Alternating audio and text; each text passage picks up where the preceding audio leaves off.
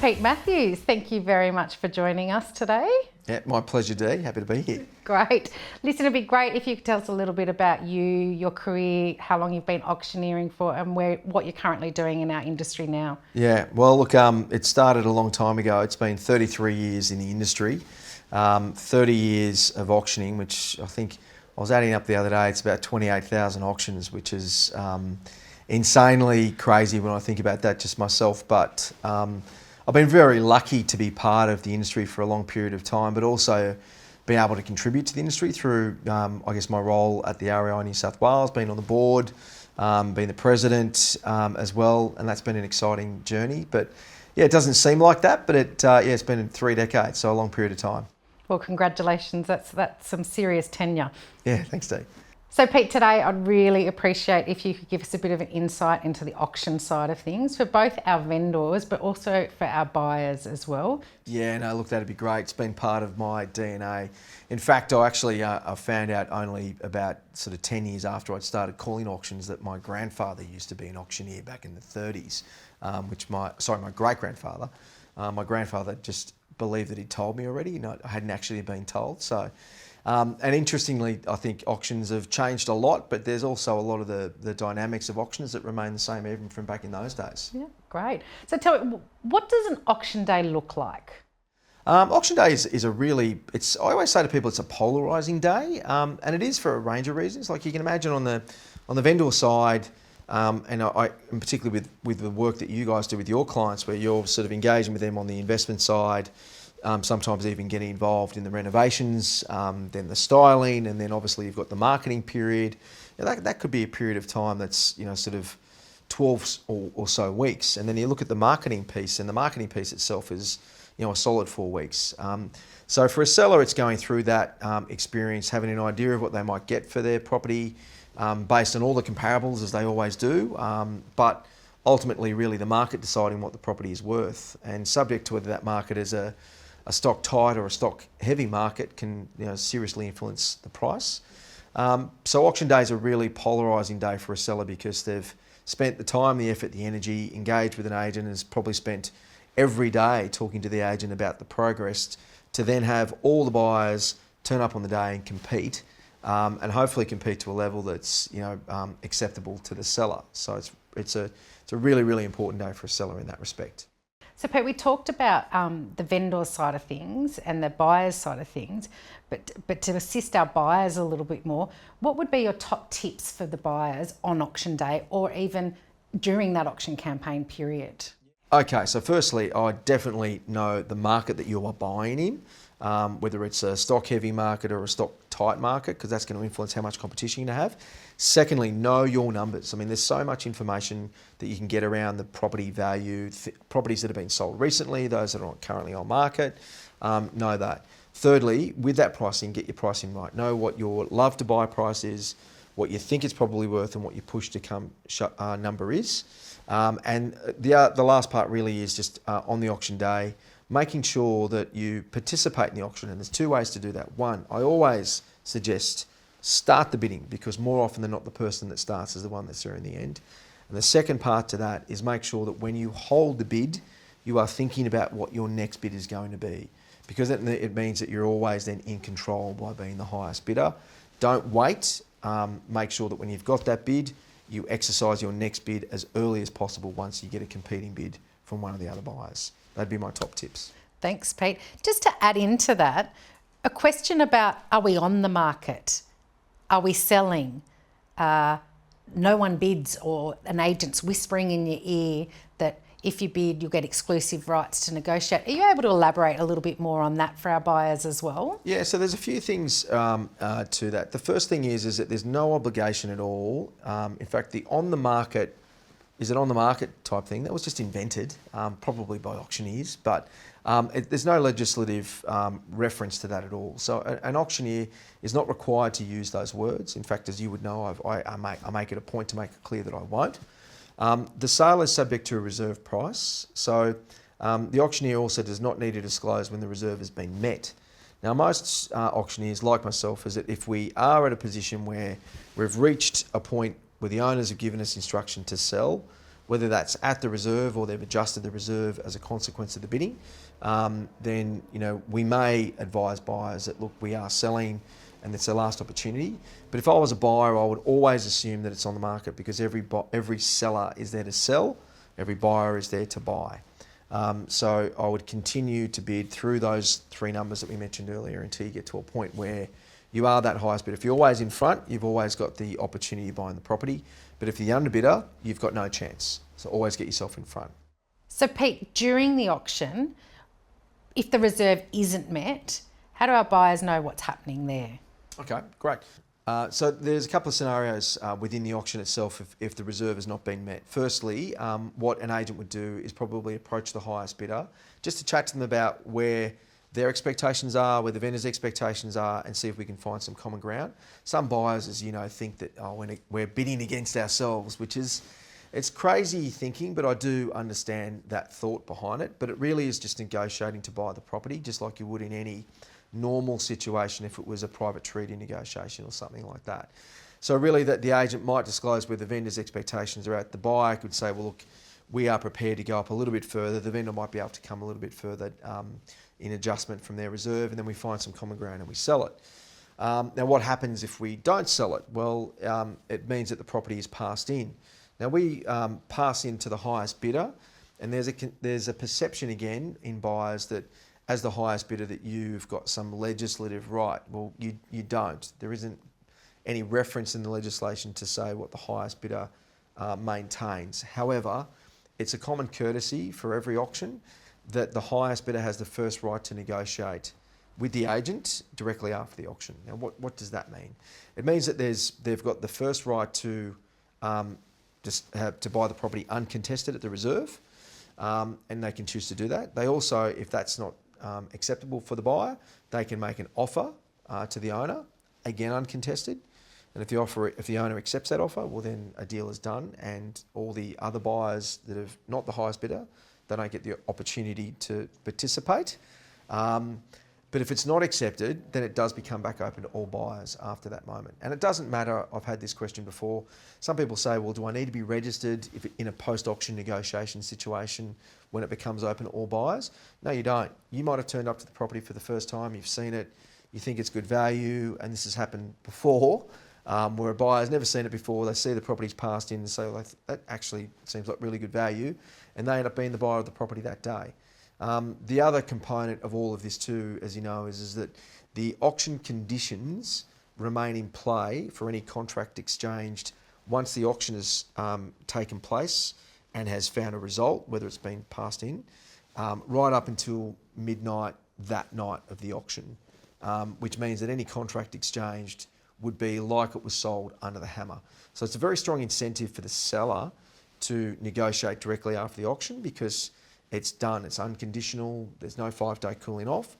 For the buyer, because of the fact that the owner is incentivised, it's also a good opportunity for the buyer.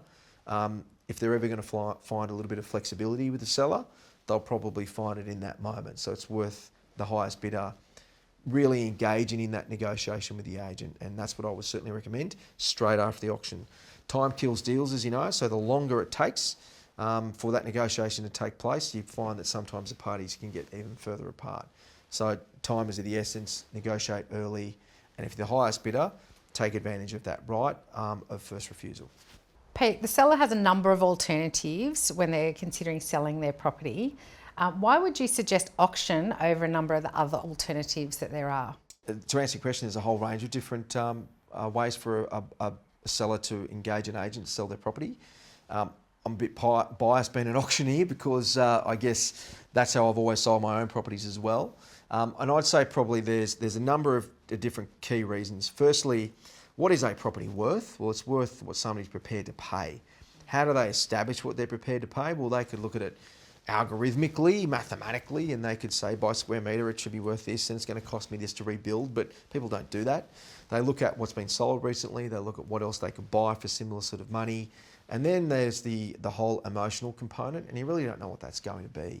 And it could be, even as an investor, there's an emotional attachment as much as it would be for a downsizer or a first home buyer or an upsizer. And the thing about auction is that auction removes price from that that position and allows buyers to value the property in their own way at their own price, and gives them all an opportunity, because of the deadline imposed, to come and do that, at a time, to see their competition. And to me, it's the most transparent way of transacting. But also too, competition is the greatest motivator. So it allows, buyers potentially to compete, sort of over and above what would be, I guess, that mid-range of where the property should be worth, to actually deliver a premium to the seller. And that's the role that certainly an auctioneer has, is to achieve that premium, but it's also a role that the agent sets out to find the premium value for the property, not just the average value. And I think auction brings that out. Pete, back when you called your first auction, things were a little bit different then. I'm sure you had the handheld brick of a Motorola phone. And was there even the internet back then? I mean, how much has things changed since your first auction? Well, thank you for the reminder, firstly. But no, there was no internet when I first started. I do recall I did have a brick of a phone, but I bought it second-hand for about 5 times what you'd buy a phone for today. But that's another great reminder. Look, the thing about auctions, fundamentally, the process of auction hasn't changed that much. You're marketing without a price, you're imposing a deadline, you allow everyone to compete in a transparent environment for that. The difference, I think, is that now that you've got the ability for buyers to be able to participate remotely, and they could do that over the phone, but now they can actually see the auction with online platforms. They can bid from their phone. They could be anywhere in the world. We've had people, as you know, who have just been a bit nervous about the process. They've sat in their car and they've bid on their phone whilst they can actually watch the auction. And I think being able to see the auction, still, even if it is over the phone, it gives them a sense of the feeling of the auction, the sentiment of how the auction is going. And it puts them in complete control, where they can tap away a bid. The auctioneer can still refuse that bid if it's not good enough, but they can tap away on their phone and they can participate. And we've had lots of auctions where we've had a vendor who's been overseas, we've had buyers that have been overseas, and we've had buyers on site, and everybody's been able to participate and feel comfortable about that. And I think that's where technology has really improved the auction process and has actually aided in providing a greater transparency. But I think for the seller as well, it's opened it up to a much, much broader market, where perhaps somebody who, had a modest interest in the property, that, they couldn't be there for the auction day, so they would, in their mind, say, look, I might just let this one go. I think it actually brings them into the process because it's so much easier for them to participate. So from a seller perspective, and the utilisation of technology, we call it a hybrid auction, just gives all buyers an opportunity, irrespective of their level of interest, to participate in the auction. Where I think probably in years past, we've only ever got just the buyers that are hotly contesting it. And we need everybody there, because you've never had an auction where you say, look, we've got too many bidders. That's never happened. So the more people that participate, and in the spirit of competition, that should hopefully lead to the best result for the seller. Great. And Pete, in terms of our sellers, our vendors, what's your top tips for them for a successful campaign? Oh, look, I think for sellers, the amount of work that goes in pre-auction is setting the stage for a really successful auction. I think probably one of the first things is in the preparation of the property, to take your agent's advice on how they believe you should present it, where you should market it, how long the campaign should be, even right down to understanding, I guess, the inspection options that are available, which is either by open home or by private inspection. I would get a lot of the pre-purchase reports done, as many of those as I can get done. And really what you want to do as a seller is to ensure that you can provide every buyer with every opportunity to come and participate with the auction. The other thing that I'd say to a seller on the pricing side is the most influential thing that an owner should consider on pricing is not that property sold for that, therefore mine should be worth X. It is, what is somebody that's interested in my property prepared to pay today? Because it is fruitless relying on what somebody else paid for another property if they're not interested in yours. And as simple as that may sound, it's understandable, but it's also it's not logical to assume that your property is worth a certain figure because of what somebody else has already paid for theirs. It's only worth what a buyer's prepared to pay. And being open-minded about that, listening to the feedback during the course of the marketing campaign, engaging with your agent on that and asking a lot of questions about the buyers, where the buyer motivation might be and things like that, the type of buyer they are, first-time buyers, investors, upsizers, downsizers, whatever they might be. Understanding exactly what your market is as a seller is important. And the final thing that I'd suggest there is, and critically important, is, think about what your reserve would be, particularly if you do receive an offer early in the process. Think about what your reserve would be on the auction every time you receive an offer. If we set the reserve today, what would it be? Would we sell for where the market is at today? But probably reserve the reserve to be set probably either the day before or on the day of the auction, because then you've got all the facts, you've got all the information that you need to be able to make an informed decision as to what a realistic reserve should be in order to get you sold on the day. What about pre-auction? How should a vendor deal with on the first day of their first open, they suddenly get an offer? What should they be considering there? Yeah, look, I won't lie, it's a really tough decision because it's a natural thing to say, well, if we've got that now and we're running a 4-week campaign, it'll only get better. My experience, I'm sure yours is the same, that's not always the case. The thing that you have to consider is that buyers who aren't in the market for very long don't do that. They wouldn't come and see a property and make an offer. So the buyer that you're dealing with is somebody, if they're making an offer pre-auction and they're making an offer early in the campaign, is very likely to have been in the market for a long period of time. They would have, the profile of that buyer would be they've seen lots of properties, they've probably bid on lots of properties and missed out. And if it is an offer that kind of puts the seller in a position where they go, look, should we or should we not? Based on all the feedback that you get from your agent about the other buyer interest, based on your historical sales information, I would give every offer that comes in early, very due and serious consideration, because it can be that sometimes that the first offer that you get can be the best offer that you get in your entire campaign.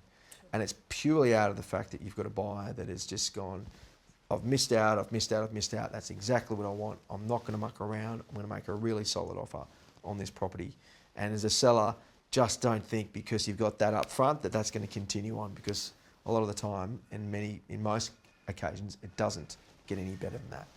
And Pete, there's also the opposite to that, is we've run the campaign, we've had our auction day, we've either had no bids or we may have passed it into the highest bidder. What's the post-auction look like for the vendor then? Yeah, well, I guess, you've as a seller, you could not be better informed of the market, because you've understood, you've brought the property to market, you've had all your initial interest, you may have received some offers that you've rejected in the first part of the campaign. You've then rejected a series of offers if you've had competition there at your auction and still falling short of your reserve. And the important thing, I think, for a seller to note is that the seller is completely in control of their reserve. They can set it at whatever the level that they like. And that's important for a buyer to know too, that agents don't influence reserves. They report to the seller exactly what they hear from the market, exactly what is happening in the market, so what's happening economically and what's happening in terms of the stock variables. Agents don't determine reserves, they just provide information to sellers so that they can determine the reserve. So if a property does get passed in, it does meet a seller's expectation, you've got up until midnight after the auction's been conducted to find a conclusion on that price, and that would be under the auction conditions. Once you go past midnight, any offer that you receive would then still be subject to a 5-day cooling off. I would suggest strongly to sellers and to buyers is that both parties on that day are very engaged in trying to find some common ground. A buyer doesn't want to pay too much, a seller doesn't sell for too less. And an agent's job there is to try and bring the two parties together.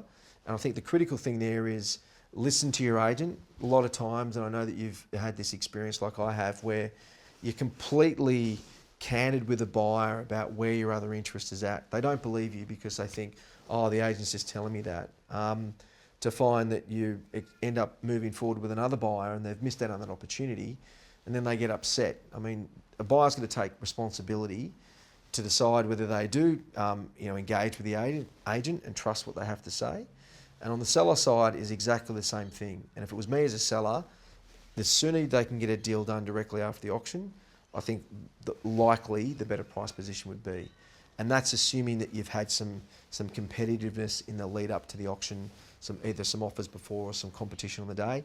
If you just had no one, and no one bid at all, that's a bit of a different scenario, because that does mean that there's some issue with the property, or it might be that the guide price needs to be dramatically adjusted to attract buyer interest, because you've got nobody that wants to buy a property. Every property is worth something at a price.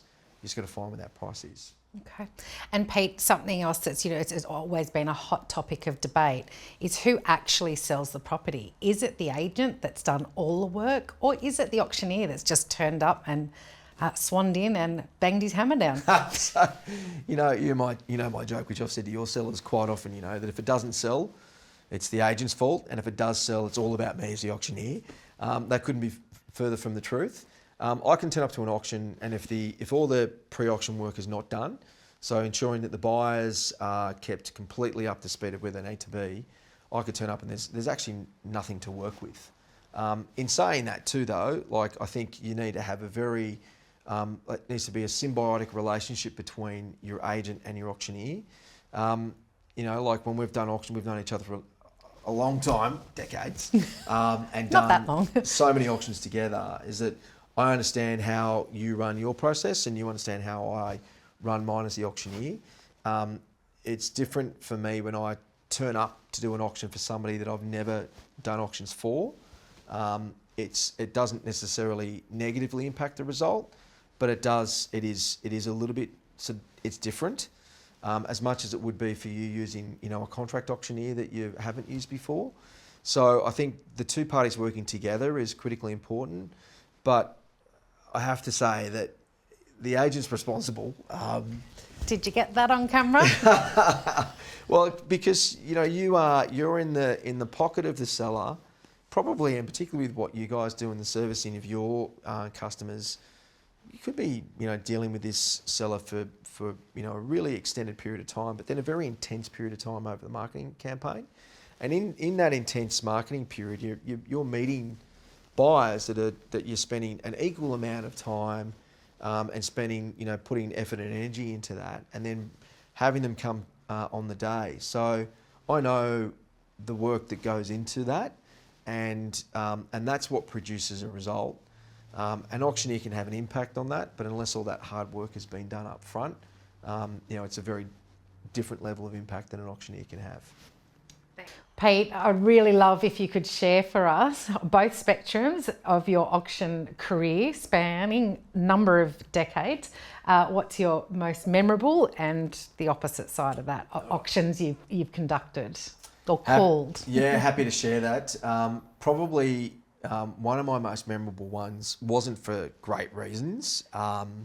It was an auction where the sellers specifically requested that I don't accept a bid from a certain buyer. Now, they couldn't stop them from registering, but they would not accept bids from them. That was even documented legally, because an auctioneer can refuse to accept any bid which in the auctioneer's opinion is not in the best interest of the seller. And if I'm giving explicit instructions, I had to make that clear. In that auction, the agent also told that prospective bidder that was the case when they tried to register. So it wasn't like they didn't know. But that was quite an engaging auction, because there was a lot of tension in that room, and I did have to make it clear that I can't accept a bid from that buyer. Did you have a crowd at that auction? It was quite a big crowd, and I suspect that particular buyer who must have created some tension in the lead up for the seller to say, look, we don't want your competition. Create a little bit of tension. In the end, we had to call security because things got a little bit high level, and but we ended up selling the property, which was good, and somebody else bought it. But that's one that sticks in my mind because I've never had to actually call security before. And then to flip that, Pete, what's the most memorable auction you've called so many of them, obviously, but is there one that really sticks in your heart, and know that was something you loved to have completed? Yeah, there's so many, Dee, that to talk specifically about one I think would be unfair. But the thing that I enjoy the most, there's the moment in the auction where I drop the hammer, and firstly on the buyer side of it, there's just such an elated and relieved reaction, and you see. And I'm getting goosebumps. So you see people with me too with tears of joy and happiness and all the rest of it. The same side too on the seller side, when you've have an expectation of achieving a certain result, and you go well past that, and you feel that you've participated in changing somebody's life dramatically in some instances, and whether that's sort of $50,000 above $1 million reserve, like that's a lot of money. And because it is that when we start this process, you actually don't know what the property is going to sell for. You've got a range, but you don't know what the eventual sale price is. To be able to influence that result, particularly for a seller where they're walking away from that having had a great experience, seeing the joy of a buyer being successful in now being the new owner of their home come settlement, and for that seller to have realised the premium and have that very transparently evidenced to them through competitive bidding, that's the thing that I really enjoy the most. And I feel privileged, to be honest, to be able to participate in that.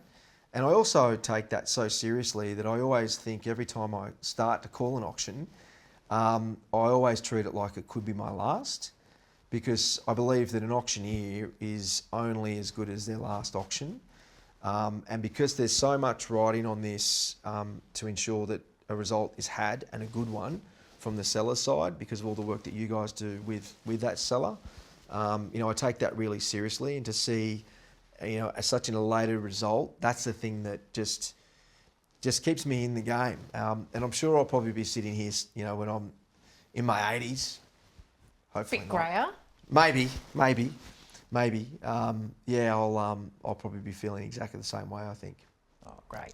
Pete, thank you so much. This has been really, really awesome. And also from all of the team at Uther US Sun, we're so appreciative for the collaboration and the auctions you call for our clients. We really enjoy working with you, so thank you. Thanks, Dan. The same thing with me. I feel privileged to be able to call auctions for you and your customers.